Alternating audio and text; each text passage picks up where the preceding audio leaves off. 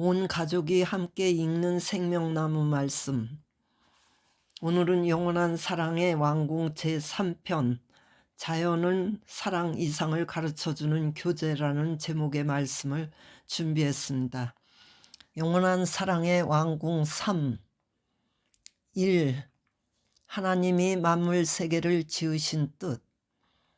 하나님이 왜 만물 세계를 지었느냐? 자기가 사랑할 대상을 갖기 위해서입니다.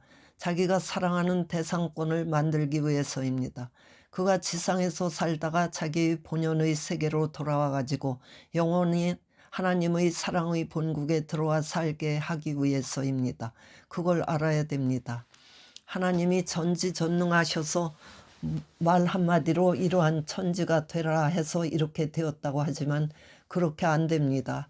하나님이 모든 것을 투입했다는 것입니다. 있는 정력을 다 투입했다는 겁니다. 하나님이 가지고 있는 사랑의 힘을 다 투입해서 미래에 자기의 사랑하는 아들, 딸, 사랑하는 가정을 위한 예물로 선물로 지었다는 것입니다. 그러므로 그와 같은 관념을 가지고 우리가 만물을 바라보아야 된다는 것입니다. 거기에는 기쁨이 있었습니다. 지어놓고는 보기에 선한지라 하셨습니다. 기쁨이 있었다는 것입니다. 그렇기 때문에 삼라만상의 개체들을 보면서 하나님을 찬양할 수 있는 심정적인 인연을 입체적으로 갖춘 사람들이 사는 세계가 천국입니다. 하늘이 보시는 인격의 가치는 거기에 있습니다. 피조세계의 모든 것은 하나님이 사랑하는 아들, 딸들이 사랑의 이상을 찾아나갈 수 있도록 교재로 만들어 놓은 것입니다. 그래서 상대적 구조입니다. 광물도 주체와 대상의 관계로서 작용하고 원자도 양자, 전자가 주체와 대상의 관계로서 작용하는 거라고요. 작용하지 않고는 존속할 수 없다는 것입니다. 운동을 하지 않고는 영속, 존속이 안 됩니다. 그렇기 때문에 우주는 인간을 중심 삼고 그 중심점에 도달할 수 있도록 창조된 것입니다. 우주는 신비로운 세계입니다. 하나님이 온 정성을 다하여 사랑하는 자녀들을 위해 지었다고 한다면 과연 이 세계가 얼마나 아름답겠느냐. 그러니 우리는 이 우주를 바라볼 때 아버지가 나를 위해 지었다는 지극히 고마운 마음을 가져야 합니다. 그런 마음을 가지고 동산을 거닐고 초목과 꽃을 바라보고 새들을 바라보고 물이 흐르는 것을 보고 바람이 부는 이런 모든 것을 보면 참으로 감탄하지 않을 수 없습니다. 우주의 완성은 외적인 세계도 좋지만 내적인 나 자신, 나도 좋아야 합니다. 좋은 데는 마음도 좋고 몸도 좋아야 됩니다. 내 세포로 보면 세포가 전부 다 좋아야 됩니다. 눈의 세포하고 발바닥에 있는 세포는 다르지요?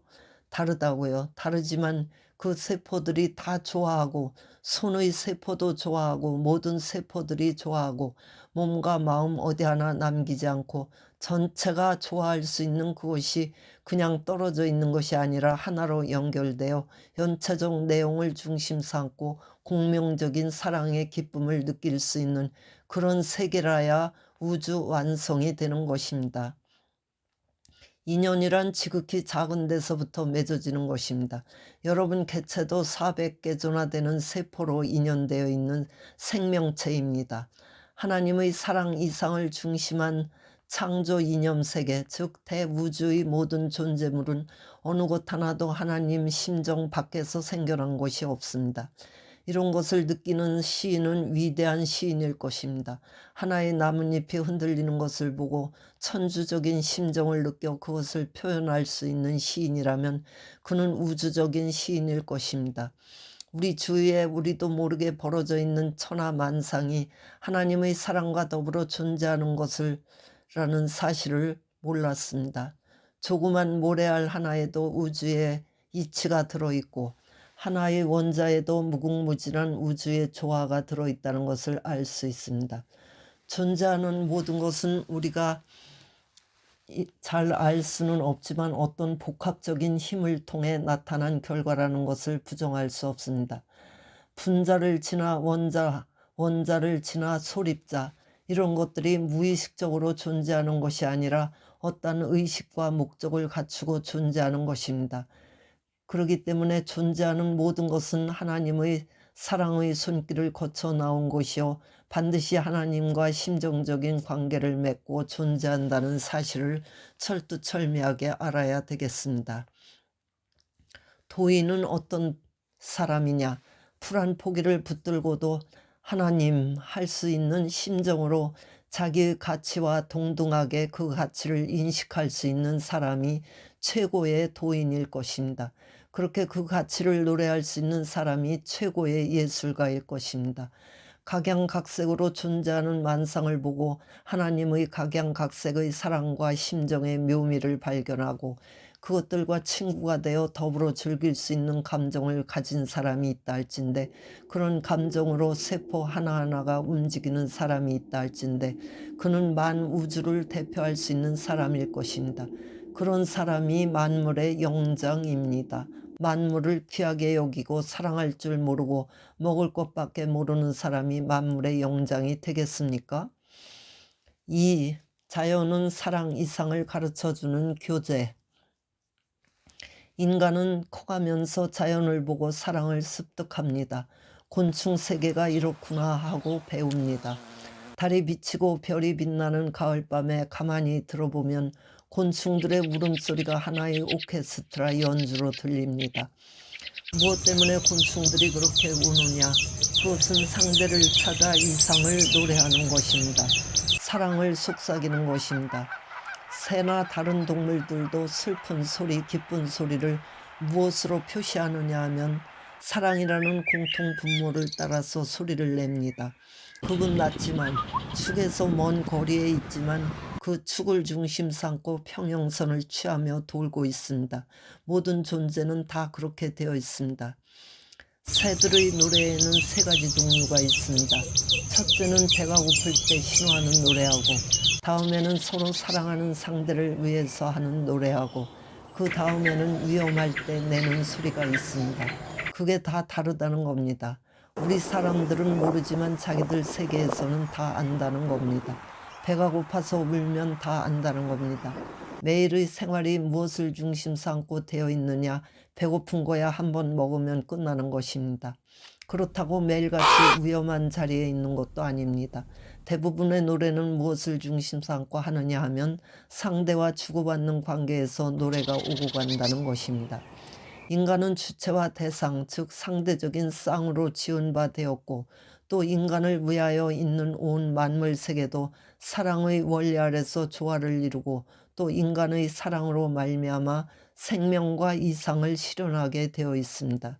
만물 세계는 인간에게 있어서, 특히 자라나는 아담과 해와에게 있어서는 사랑의 교과서요, 사랑의 진수가 무진장으로 진열된 박물관이라는 것입니다. 새나 동물들은 쌍으로 되어 있습니다. 서로가 사랑을 중심으로 화동합니다. 꽃과 나비는 극과 극이지만 서로 화합합니다. 이것은 천지의 조화입니다. 우주의 극과 극이 사랑을 중심으로 화동이 벌어집니다. 철새도 마찬가지입니다. 남쪽에 있던 새가 북쪽으로 날아가고 북쪽에 있던 새가 남쪽으로 날아가서 지옥을 넘나들면서 사랑을 이룹니다. 사랑을 중심으로 해서 영원히 돕니다. 인간은 이와 같은 사랑을 하나님이 지은 박물관의 교재를 통해서 배웁니다. 인간이 하나님의 참사랑을 중심 삼고 부부가 되어 사랑하면 천하의 만물들은 거기에 박자를 맞추어 화동합니다. 하나님이 사랑하는 부부가 서로 사랑하고 좋아하면 하늘의 천사들도 좋아하고 이 모든 피조세계가 좋아하며 박수를 보내고 찬양을 보냅니다. 노래할 줄 아는 새는 노래를 부르며 찬양하고 아름다운 꽃은 향기를 풍기며 찬양합니다. 최고 사랑의 주인공들이 즐거워할 수 있는 향취의 분위기를 확장시키기 위한 것이 피조세계입니다. 보기에 흉측스러운 두꺼비도 사랑할 때는 욱욱욱 합니다. 얼마나 멋집니까? 다리를 척척 치고 뒷다리를 올렸다 내렸다 하면서 사랑하는 그 모습이 얼마나 근사합니까? 그것은 최고의 예술입니다.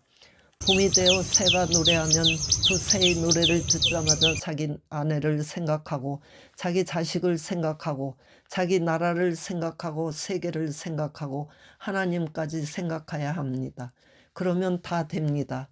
새는 새들끼리만 생각하지만 인간은 관계성을 갖습니다.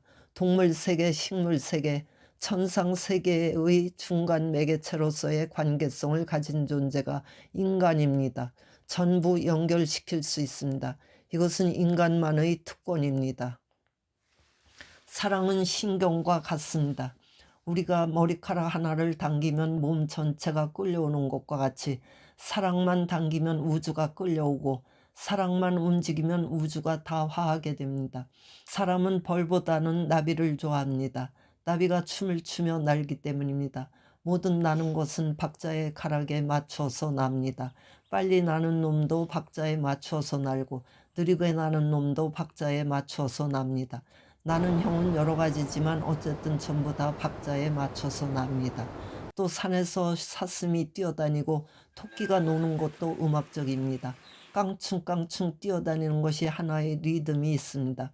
무엇을 먹는 것도 음악적입니다. 아주 음악적입니다. 그게 다 음악의 상징입니다. 이렇게 생각할 때 그런 이 우주를 영원히 나를 위해서 만들고 나를 위해서 장치했다면 천지를 지으신 그분에 대하여 얼마나 고마워해야 하는지 생각해 봤습니까? 하나님의 사랑이 깃들어 있는 자연을 바라보고 세상의 왕 혹은 어떤 유명한 사람이 가지고 있는 훌륭하다는 물건, 골동품에 비할 소냐, 어떤 유명한 부인이 입고 있는 호화로운 옷에 비할 소냐 하는 마음을 가져야 합니다. 그렇지 못하면 우리는 자연 앞에 자신도 모르는 죄를 범하고 있는 것입니다. 자연은 아무리 하찮은 것일지라도 인간이 만든 그 어떤 것과도 비교할 수 없습니다. 길가에 서 있는 나무나 이름 없는 풀 한 포기에도 유명한 화가가 그린 그 어떤 그림과도 비교되지 않습니다. 아무리 유명한 화가가 최고의 걸작품으로 그린 꽃이라도 그런 화폭에서는 아무리 쳐다보아도 꽃이 피지 않고 향기도 나지 않습니다. 또 씨를 맺지도 못합니다. 그러나 값없이 길가에 서 있는 나무나 풀들은 꽃이 피고 열매를 맺어 씨를 남깁니다. 그리고 그 씨를 심으면 그 나무보다 더 좋은 나무가 얼마든지 나올 수 있습니다.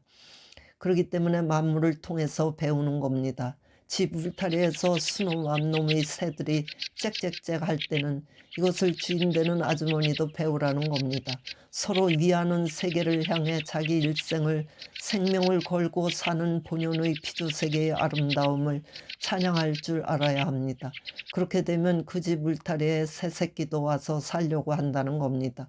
그곳에서 새끼를 치려고 한다는 겁니다. 무슨 말인지 알겠어요? 자연을 사랑하고 사람을 사랑할 줄 알아야 한다는 것입니다. 사람을 사랑하고 자연을 사랑하지 못하는 사람은 하나님을 사랑할 수 없다는 걸 알아야 됩니다. 만물은 하나님의 심정적 존재요. 인간은 실체적 존재이기 때문에 만물과 인간을 사랑할 줄 아는 사람은 하나님을 사랑하게 되는 것입니다. 하나님이 지으신 모든 존재를 사랑의 대상으로 느껴야 합니다. 모든 미물까지도 사랑하고 사람은 물론이요 모든 하늘에 있는 것까지 무형의 것 유형의 것을 사랑할 수 있고 사랑받을 수 있는 여러분이 되어야 합니다. 아침에 새가 짹짹짹 할 때는 야 요놈의 참새야 늦잠 자려는데 왜 짹짹거려 하지 말고 아이고 고맙구나 아이고 나를 깨워주러 왔지 하하 귀한 손님이 나를 맞으러 오는 걸 내가 알려주는구나 이렇게 생각해야 한다는 겁니다. 사상이 다릅니다.